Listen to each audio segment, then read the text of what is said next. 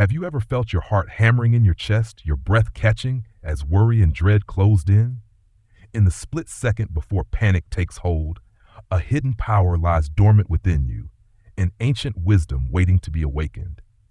Today, we embark on a journey across centuries, tracing the footsteps of thinkers who face life's cruelties without flinching. This is not a tale of miraculous transformation or empty promises. Instead, we uncover simple, actionable principles honed by Romans and Greeks under fire, tested by emperors and slaves alike. In the next few minutes, you will discover how to turn fear into your greatest ally, to look uncertainty in the eyes and respond with unshakable calm.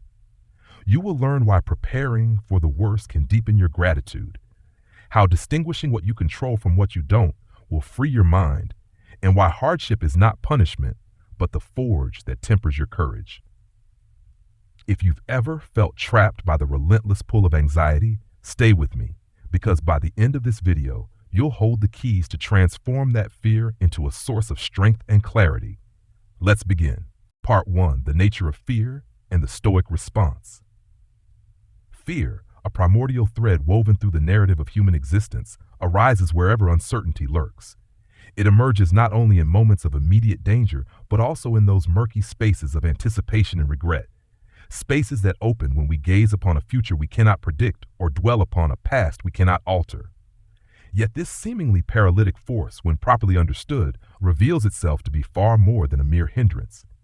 It becomes a prism through which we can discern the workings of our minds, illuminating the judgments that shape our emotional landscape. At the heart of Stoic insight lies a radical redefinition of fear. Where many philosophies regard fear as an external response to threat, Stoicism locates its genesis internally. Fear is born of interpretation. Whenever we confront an event, real or imagined, we form an appraisal. We assign to that event a value, a meaning, and an anticipated outcome. It is within this appraisal that fear takes root. We label potential occurrences as catastrophic or bearable, trivial or dire, and through that label, we imbue them with the potency to disturb our peace. To the Stoics, then, fear is not an inevitability of circumstance, but a construct of our own making. This construction depends upon two intertwined judgments. First, we judge the object of our attention, be it a forthcoming discussion, a financial concern, or an undefined dread, as inherently threatening. Second, we judge ourselves as either capable or incapable of facing that threat. When these judgments align in the darkest configuration, an ominous event and perceived incapacity, they give rise to the most acute forms of fear. Recognizing this, the Stoics focus their effort not on altering external events, but on transforming these internal evaluations. Stoicism's primary tool for unraveling fear is the clear delineation between what lies within our power and what lies beyond it. This dichotomy, elegantly simple in principle, demands unwavering discipline to enact. We possess power over our judgments, desires, aversions, and intentions. We do not have control over external circumstances, other people's choices, or the unpredictable flux of fortune. By consistently turning our gaze inward and relinquishing anxiety about outcomes we cannot determine, we undercut fear's claim to authority. What remains is a locus of control anchored in our reasoned responses. Yet comprehension of this dichotomy alone is insufficient. The Stoic path requires habitual practice, a daily labor of the mind. We begin by systematically observing our reactions to unsettling thoughts, the sudden tightening in the chest, the cascade of worst-case narratives, the restless drive to overplan. At each moment of recognition, we pause and inquire, which part of this disturbance is mine to direct and which exists beyond my reach? This process interrupts fear's momentum, replacing reactive spirals with deliberate reflection. As we train this reflective muscle, a subtle transition occurs. No longer do we experience fear as an overwhelming tidal wave. Instead, we perceive it as a fleeting signal, rising and falling according to the strength of our judgments.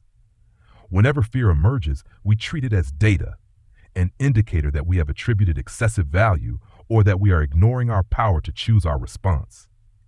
This shift from fear as adversary to fear as guide marks the turning point of Stoic practice.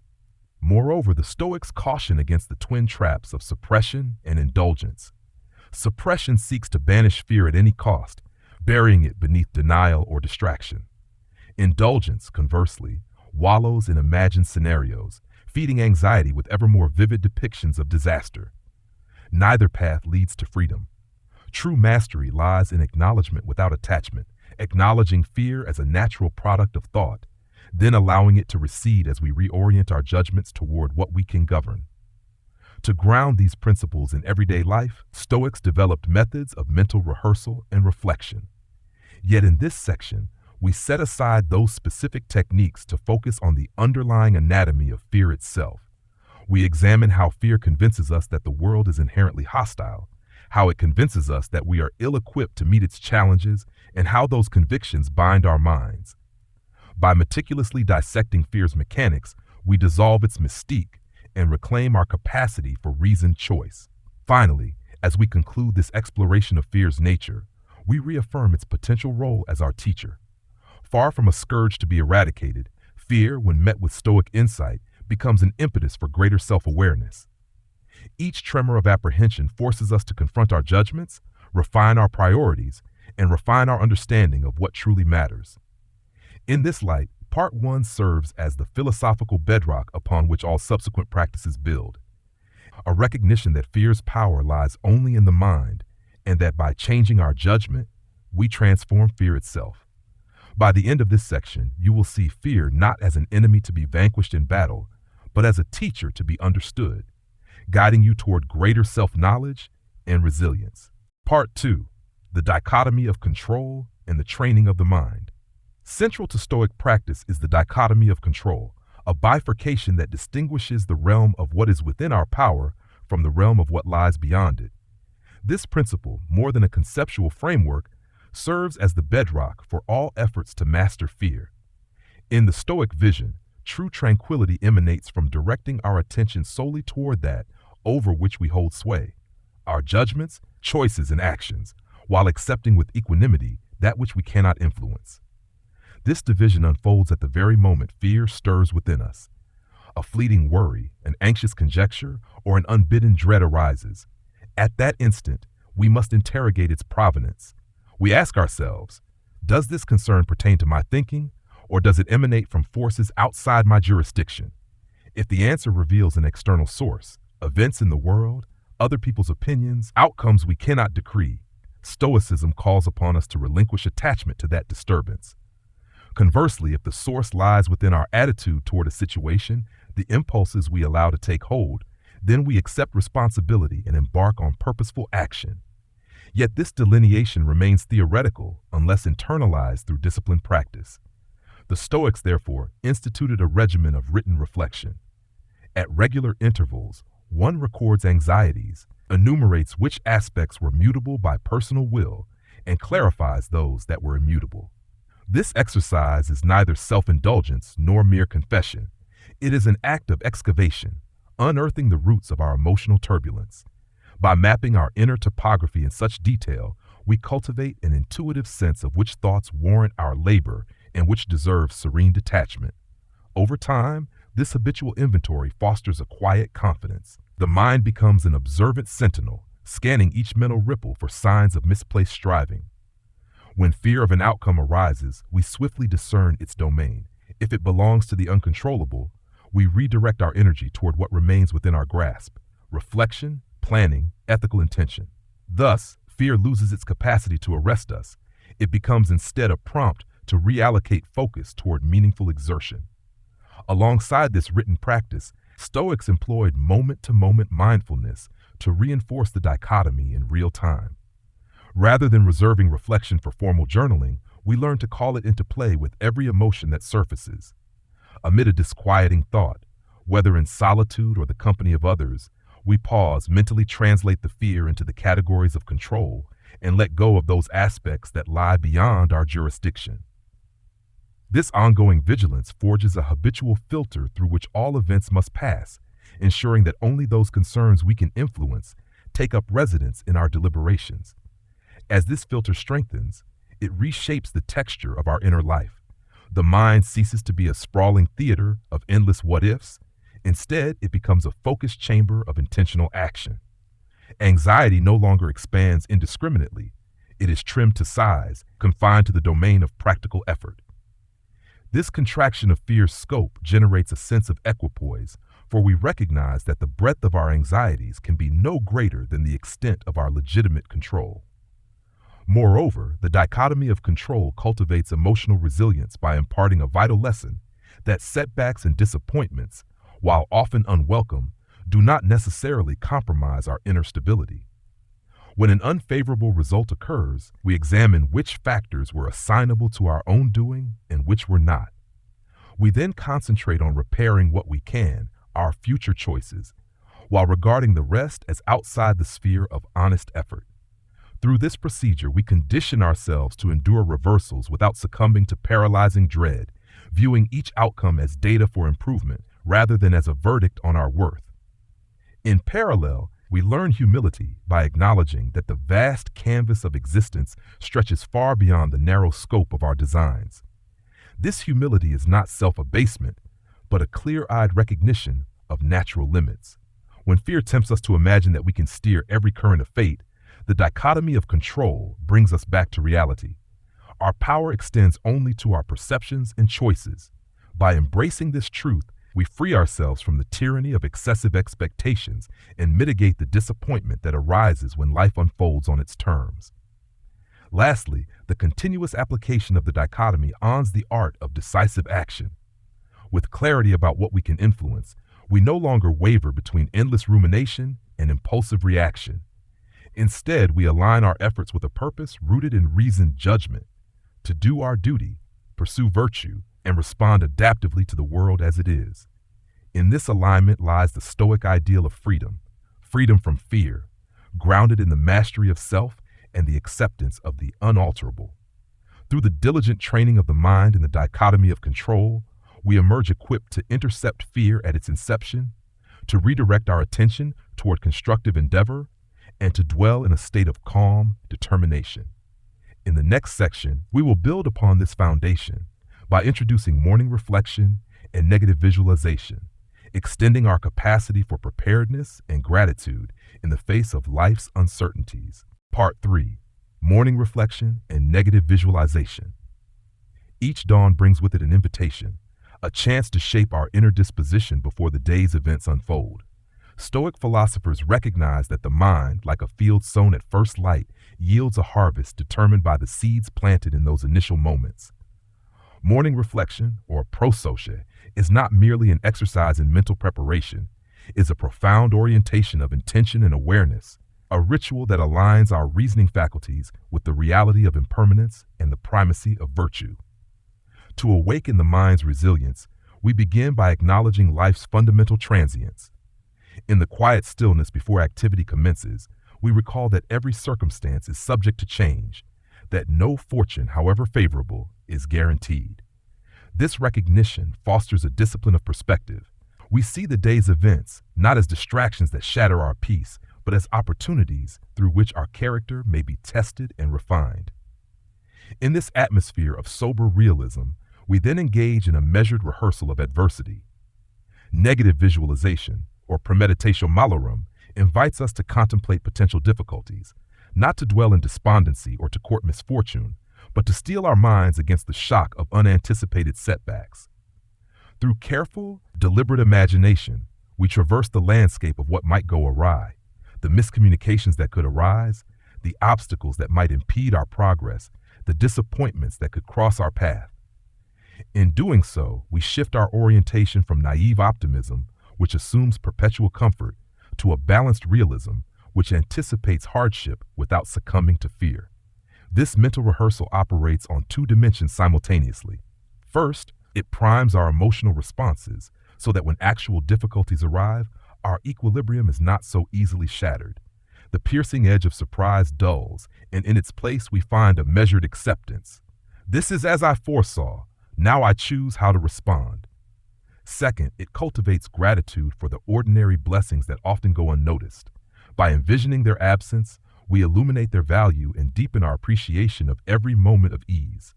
Through this interplay of foresight and gratitude, our emotional repertoire expands to encompass both preparation for challenge and enjoyment of comfort. Practically, this ritual unfolds in 3 stages, each flowing seamlessly into the next. In the first stage, We still the mind and draw attention inward, recalling Stoic precepts regarding the ephemeral nature of all things. In the second stage, we engage structured imagination to explore a range of adversities, small and large, allowing ourselves to feel, however briefly, the stir of unease, and then escorting that unease back into calm observation. In the third stage, we affirm our guiding principles, rearticulating our commitment to virtuous action, to integrity, to reason, to benevolence.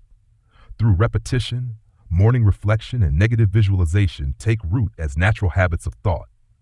We begin to notice, without effort, the contours of our day before they fully form. Opportunities for wisdom and courage emerge not as anomalies, but as part of a continuum. Each task, each conversation, each challenge is a chance to exercise the faculties we have deliberately fortified. Fear, when it arises, meets a mind already acquainted with the possibility of difficulty and thus less prone to distortion by sudden dread.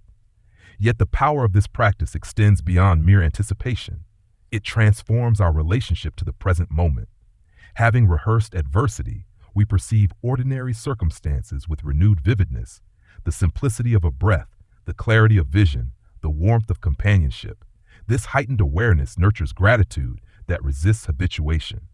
In time, we discover that joy and tranquility are not found by chasing comfort, but by inhabiting each moment fully and attending to the values that transcend transient conditions. Moreover, morning reflection establishes a foundational mindset that carries through the day. When midday fatigue or unforeseen complications arise, we return to the practices first invoked at dawn. We revisit our acknowledgement of impermanence, we review our rehearsed responses, and we reaffirm our purpose. In doing so, we sustain continuity of intention, preventing fragmentation of focus and erosion of inner calm. Ultimately, by integrating morning reflection and negative visualization into our daily lives, we cultivate a stable form of equanimity. We neither succumb to paralyzing dread nor fall prey to complacent optimism. Instead, we stand poised at the threshold of each day, grounded in reason, fortified by preparation, and guided by virtue. In this poised state, fear loses its power to dominate, becoming instead a reminder to exercise the faculties we have chosen to strengthen. As we move onward, carrying the lessons of dawn into the unfolding day, we lay the groundwork for deeper Stoic practices, embracing hardship as a forge and constructing the inner citadel of lasting tranquility. Each morning's reflection thus becomes a cornerstone of our journey, a living testament to the Stoic belief that the mind, properly trained, can transcend the vicissitudes of fortune and stand unshaken against the storms of fear. Part 4. Embracing hardship as a forge of character. Within Stoicism, hardship is reframed not as a punishment, but as the essential catalyst for inner growth. When we perceive difficulty as a form of raw material, we begin to see every trial as an opportunity to exercise the virtues that define our humanity: courage, perseverance, wisdom, and temperance. This reorientation requires that we approach adversity with an attitude of inquiry, asking not merely, "Why must this happen?" but rather, "How might this shape me?" In answering that question, we transmute the very nature of suffering, turning the burden of challenge into the backbone of character development. At the core of this mindset lies the principle of amor fati, the love of one's fate. This doctrine invites us to embrace each situation, pleasant or painful, as an integral part of the tapestry of life. To embrace one's fate is to recognize that everything that occurs is neither arbitrary nor malevolent, but an occasion to enact our capacity for reason. By welcoming each event without resistance, we cultivate a disposition of acceptance. Yet this acceptance is far from passive resignation. It is an active affirmation that whatever arises can serve our moral and psychological strengthening. This affirmation unfolds through a consistent practice of mental reframing. At the moment we encounter a discomfort or a setback, we consciously interpret the experience through the lens of virtue. The pang of frustration becomes the spark for patience. The sting of failure becomes the impetus for resilience. The ache of loss becomes the crucible for compassion. Through such reframing, adversity ceases to be an external imposition and instead becomes a mirror reflecting our capacity to respond with character. In this light, difficulty is not an interruption of our goals, but the very means by which our goals gain meaning. Central to this practice is the Stoic understanding that growth and preservation share a singular root, the disciplined orientation of the will. When we voluntarily orient ourselves toward hardships, acknowledging them in thought, rehearsing our composure, and standing firm under pressure, we train the will to remain steadfast under conditions of genuine trial. This voluntary rehearsal is not a mere simulation, it solidifies the mind's resilience, so that when true challenges arise, the habits of reflection and calm, cultivated under milder conditions, persist unshaken. The process of embracing hardship also deepens our humility. Acknowledging that life presents circumstances beyond our choosing fosters a sober recognition of our limitations. Yet within this humility lies profound empowerment. It clarifies the boundary between what we can influence, our attitudes, our judgments, our actions, and what we cannot. By ceasing to expend mental energy on uncontrollable forces, we conserve our resources for the cultivation of virtue, thereby turning humility into an engine of purposeful action rather than a stumbling block to confidence. Over time, this approach to adversity generates an internal landscape marked by intentional equanimity. Rather than oscillating between elation and comfort and despair and difficulty, we find a sustained center of balance. Hardship becomes neither enemy nor alien assault, but familiar terrain on which we practice excellence of spirit. In this terrain, every obstacle offers a lesson, and every test becomes proof of our capacity to integrate challenge into our sense of self. Moreover, embracing hardship refines our empathy and deepens our connection to others. When we encounter our struggles with curiosity and resolve, we gain insight into the universal nature of human vulnerability. This insight fosters compassion for those who suffer and promotes acts of service rooted in genuine understanding. In this way, personal trials extend beyond the individual to cultivate a shared resilience that binds communities together. Thus, Part 4 charts a course for transforming the inevitable difficulties of life into a forge of character. By practicing amor fati, honing the art of reframing, voluntarily rehearsing composure, and grounding ourselves in humility, we learn to encounter hardship not as a threat, but as an ally in our pursuit of virtue. It is through this alchemical union of trial and response that fear itself is transfigured, from a force that would debilitate us into a crucible that perfects us. Part 5, Journaling, the Inner Citadel, and Lasting Tranquility. The final pillar of the Stoic journey to conquer fear is the construction and continual reinforcement of the inner citadel, a sanctuary of the mind built upon the twin foundations of self-awareness and disciplined thought. This fortress does not rise overnight. It is assembled stone by stone through the practice of journaling, mindfulness, and reflective inquiry. In so doing, we establish an enduring bastion against the shifting tides of anxiety. Journaling in the Stoic tradition is not a mere record of events, nor is it an exercise in self-reproach. Instead, it is an incisive investigation into the architecture of experience. Each evening, we undertake a systematic review of the day's moments that stirred fear or unease. With pen in hand, we reconstruct the sequence, the trigger, our immediate judgment, the emotional surge that followed, and the actions or inactions that ensued. This methodical breakdown allows us to disentangle raw sensation from interpretation, revealing the precise locus of our unsettled states. To guide this process, we pose 3 essential inquiries. What occurred? What did I make of it? Which elements lie within my sphere of influence? These questions serve as beacons, guiding our attention to the points at which fear takes form. In delineating these contours, we exercise the mental faculties of discernment and responsibility. We come to see that many disturbances stem not from events themselves, but from the stories we weave around them. By recognizing these narrative threads, we can cut them, stitch new ones, and redirect our emotional responses toward clarity and composure. As journals accumulate, patterns emerge. We detect recurring judgments that inflate fear, habitual thought loops that perpetuate worry, and specific domains in which we habitually overextend or withdraw. This self-knowledge equips us to anticipate and neutralize fear in its earliest stirrings. With each entry, the walls of our inner citadel grow thicker, rendering us less susceptible to the influx of reactive emotion. Yet the journal is but one instrument in our armory. To complement reflective writing, We must practice mindfulness as a daily exercise in custodianship of the moment. Throughout waking hours, we intermittently anchor ourselves in simple acts, observing the rise and fall of the breath, noting the sensation of contact between foot and ground, registering the quality of each thought without judgment. In these understated tasks, we cultivate the capacity to witness mental events without succumbing to them. Mindfulness trains the mind to recognize fear at its inception, the slight narrowing of perspective, the brief flicker of apprehension, the acidic taste of unease. By attending to these precursors with calm curiosity, we prevent them from metastasizing into full-blown anxiety. In this way, the practice of mindful presence becomes an active patrol around the citadel walls, intercepting threats before they breach the ramparts. Parallel to journaling and mindfulness, we engage in regular reflection on Stoic maxims that crystallize the nature of fear and the resources we possess.